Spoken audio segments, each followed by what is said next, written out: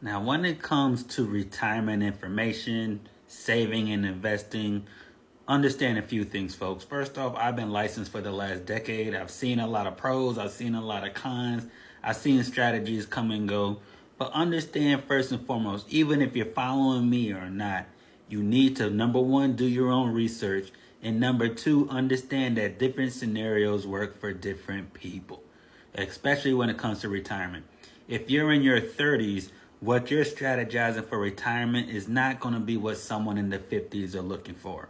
Okay, someone in their 50s and 60s, they're getting towards the retirement red zone. What are they looking for? Something more safe, something more secure. So you may hear people talk about certain things that are only averaging 6%, 8%. That may be what they're looking for, diversifying their portfolio where they can't lose money. Someone else might be looking for the high risk, high reward, right? So they're different things, but here are 3 tips I want you guys to understand. When it comes to hearing what we talk about online, when it comes to financial literacy online, number 1, always remember, when in doubt, zoom out. When in doubt, zoom out. You see a bad month, you see a bad quarter, look back to a 20-year track. I don't care what you're doing. If you're doing real estate, look back 20 years. If you're looking in stocks, look back 20 years. If you're rolling over your money from 401ks, look back 20 years. If you have people that are doing, REITs, if you got people doing life insurances, real estate, do a 20-year look back. When in doubt, zoom out. That will save a lot of you guys problem. Because a big problem I see, I've been licensed for the last decade. I normally sit down with 3 to 4 clients a day. So we're talking at least 200 clients a month, over 1,000 a year. A lot of times I see what people start doubting themselves. And the problem is with a lot of you new folks. When I say new folks, I'm talking since COVID, 2020 to now, 2025. A lot of y'all just getting into the financial game, the investment games, quick. You lose a little bit of money, you dip, you're out of there. Then you got people who are seasoned, like, oh, well, while it drops, thank you very much. Now I got a BOGO sale, buy one, get stuff 30, 40% off. We love it, you're pissed. So that's number 1. When in doubt, zoom out. Number 2, and this is key when it comes to a lot of stuff online. Understand most people are going to talk about what they get paid on. Okay? You're going to hear me talk a lot about rolling over money in 401ks, hear a lot about annuities, final expense, your life insurance. There's a lot of things that I could do. Now, why do I say this is important to know? Follow what people are doing, understand what they're doing, and think of it, my best analogy is medication. A medical doctor and specialist. Meaning this, you get a little cough, you coughing, what do? You go to your doctor, your primary doctor, your MD, right? Then they diagnose you and send you to a specialist that knows what they're talking about. Same thing when it comes to finances. You have someone, if you're sitting down, you might have your certified financial planner, that could be your MD.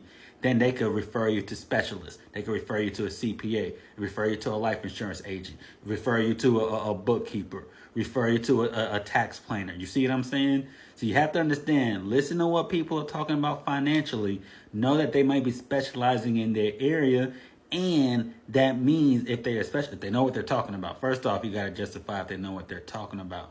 But you have to understand that they may know things that your people may not. For example, with what I do is something called a Section 162 executive bonus. It's using life insurance. You could write off sometimes up to 50% of your taxes. You owe $100,000, I can write off $50,000. Has to be done correct with the right forms. I specialize in that. I will explain it to one of you guys. You will go to your CPA and they say it's bullshit. They don't even know how it works. You see what I'm saying? They're not a specialist. They may know how to input stuff. They may not know how it works. You see what I'm saying? So that's number 2. So review. Number 1, when in doubt, zoom out. Number 2, understand that when you're following people, they're specializing in a certain area. So take that information and cross-reference it with whatever else you may need to know. And number 3, folks, there's a reason there's a top 1%. There's no way everybody in the comments knows what the hell they're talking about, because there's a reason there's a top 1%. When you listen to financial advice, stop reading the comments. Do your own research. Because how you have a comment Or how you have a post and you got 25, 30 people swearing, oh, you could get this, you could get that, you could get this, you could get that. But according to the stats, 74% of people are paycheck to paycheck. Ain't no way in hell all these folks on social media know what the hell they're talking about. Listen to the main people, and that's step number 3. Stop worrying what other people are saying. Stop listening to the comments. It may work for them, it may not work for you. But most of them are full of crap, okay? That's just how it is. And we're not just talking finances, we're talking any topic in general. Everyone's a PhD, they know what they're talking about. In this industry, if you knew what you were talking about when it comes to finances, you would have a lot more money. No way in heck all these people, even on my stuff, and people are talking all this crap, they don't got it, right? So don't worry about them. Do your own research. Figure out what's the best thing for you. And then, cross-reference stuff, right? And then ultimately, if you do sit down with someone, since you did your own research, you could question them. My favorite one, like I said, I got the insurance license. A lot of people talk a lot of crap. People say buy time invested difference is crap. People say IULs are crap. Hold on. You hear all kind of crap. Here's what I say. Simple question. Tell them to name all 5 life insurances.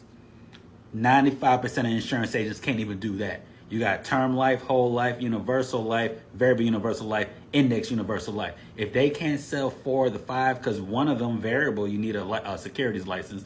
But if they can't even mention the 5 insurances, but they're talking crap, shut the hell up and get the hell out of here. So figure out whoever you want to talk to, figure out some information, and then question them on it. If they can't answer the basic information, get out of there. So in closing, number 1, when in doubt, zoom out when it comes to finances. Number 2, when you listen to these videos, like my videos and myself, understand some people are specialists in certain areas. Cross-reference with other areas to make sure it could work for you. And number 3, don't listen to these damn people in the comments. They don't know what they're talking about. There's a reason there's a top 1% in America. There's a reason why you got the 1% club, the high value man. That's a whole other conversation with a topic. You guys know what I'm talking about. There's a reason they have a 1% and then 99% of everyone else isn't there. So why are you listening to people in the comments? If you guys could do those 3 things when it comes to finances, I promise you, I've been doing this for the last decade, it will work in your favor. So I'll see you on the next one.